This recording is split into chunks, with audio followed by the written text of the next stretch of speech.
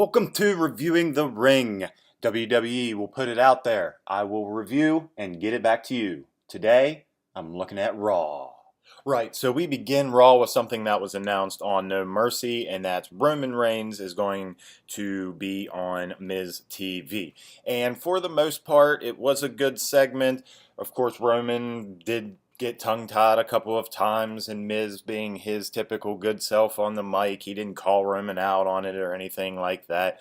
And it eventually ended up with Roman saying that he's going to be the next in line for the Universal Championship. And of course, this is going to tick the Miz off, and he's going to go on to a tirade about how Roman was the one who lost and took the pin at SummerSlam, how he lost the ambulance match against Braun Strowman, and that if the Shield were around, they would not be who they are today because the Miztourage would have been the ones to beat them down and not let them grow and become as big as they are today. Now, this was all set up in order to get Roman Reigns to challenge The Miz to a fight. Of course, The Miz is going to refuse because he's the heel, and that's what heels do. And this leads Kurt Angle to come out and basically order The Miz to fight Roman Reigns tonight in a non-title match, and that he is also going to put Bo Dallas and the Axeman Curtis Axel in a tag match later on tonight. So yeah, awesome segment. We get some direction as to where Roman Reigns is heading. We get some direction as to where the Miztourage is heading.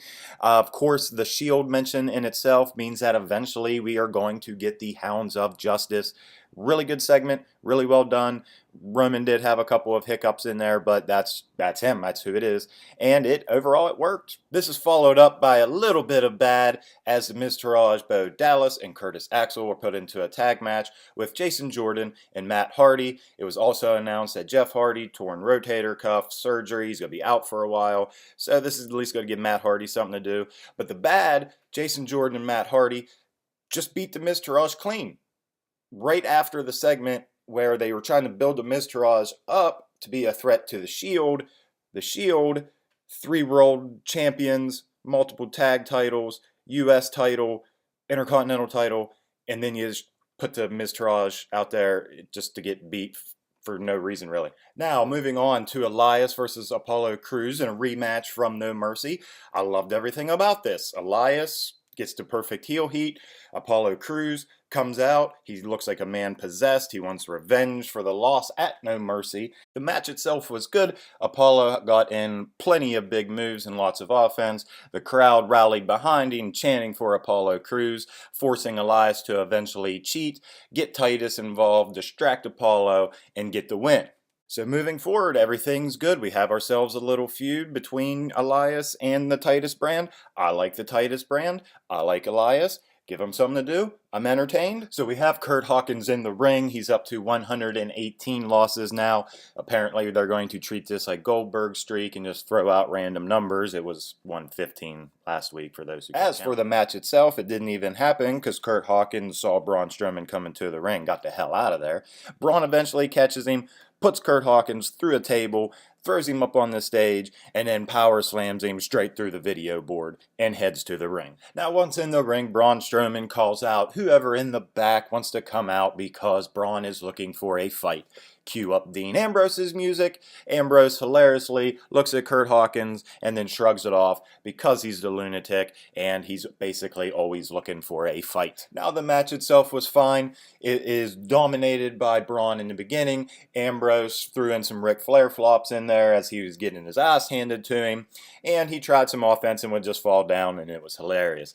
Eventually, Ambrose is going to get in a little bit of offense, make it a pretty good fight, spills out to the outside. Now, Braun is going to be on this warpath for a while, I'm assuming, after his loss. Ambrose goes for an elbow. Braun catches him, power slam, over. And this all played into the backstage promo that Rollins and Ambrose had. It was extremely well done. Rollins laughing at Ambrose for basically being his lunatic self and going out there against Braun. Ambrose then said that Seth Rollins was predictable, and Rollins responded in kind by saying that he is going to go to Kurt Angle and make a match with Braun Strowman next week on Raw. And all of this is really good. We know Brock is not going to show up for quite some time because that's just the way that he's set up. Ambrose and Rollins are having some fun with this. Ambrose taking the loss didn't affect him one bit because that's his character. Rollins is probably going to lose next week, and the fact that he's gone out there for fun in between these two, basically as a bet, Rollins can take the loss as well, and it's not going to hurt him, and they can continue to get Braun wins. I liked everything between Alexa and Mickie James as well. After the pay-per-view, Alexa basically tore down all of Mickie James's achievements throughout the years. Mickie James comes out on Raw during Alexa's promo, dresses her down, a little bit of humor. In the end, Mickie James slaps Alexa. Following that, we have Seth Rollins going up against Sheamus, and Cesaro was actually there after what happened at No Mercy, so kudos goes to him. And it was a decent match. Everybody got their stuff in. Seth Rollins ends up with the win. It kind of felt like filler, but it wasn't bad, so no complaints. Moving on to the second negative of the night, the match between Roman Reigns and The Miz. Now, the match itself, it was decent enough. It wasn't bad at all. But it ends with Roman Reigns hitting the spear onto Miz and getting the win. And then Roman gets beat down by the Miztourage, multiple chair shots to the back, a skull-crushing finale onto a chair. And what purpose did this serve?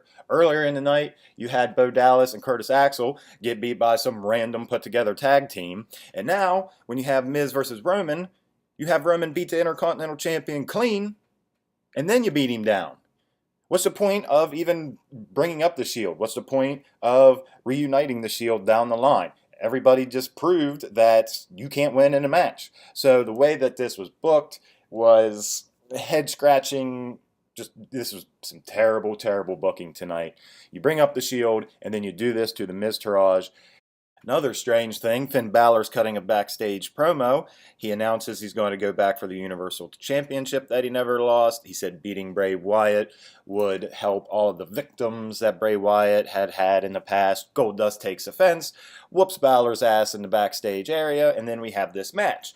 Now, the match itself was not very good because, yet again, Goldust is beat in about 2 minutes. But if that wasn't bad enough, post-match we have a weird Bray Wyatt Titantron moment with Finn in the ring. So apparently this feud is not going to end. Next we had Sasha Banks and Bayley going up against Nia Jax and Emma. The match was what it was. Everybody did all right. Nia's actually getting a lot of cheers right now. Why they put her with Emma in this match is beyond me. But in the end, Bayley gets the win. Of course, Emma's the one that gets pinned, but Bayley kind of can recover from the Mercy, I guess. It's all right. I'm going to go with the Cruiserweights being a good thing on Raw. Earlier, Enzo got a contract saying that if any of the Cruiserweights touched him during his title celebration, that they would not have a chance down the line to ever get a title shot from Enzo. Now, once in the ring, Enzo does his usual shtick. They bring out all the Cruiserweights in the division out onto the stage. Enzo then berates almost every single one of the members, calling out, their personalities and things like that, and how they basically need him. And eventually it's going to reach a point where Neville is going to come out. And once Neville comes out, he proceeds to whip Enzo's ass all over the ring, puts the contract in his mouth, hits a red arrow, and that is how Raw ends. Weird booking issues aside, Raw was good. I like the Titus stuff. We know we're getting the Shield at some point. Mickie James and Alexa worked, everything about Strowman, and even the Cruiserweights were good. Match of the night, Dean Ambrose and Braun Strowman, and everything that happened before the match and after the match. Bravo. Surprise, the Cruiserweights may be getting some love in the future, and not random 6-man tag matches just thrown out there. Overall, a solid 4 perfect plexes out of 5.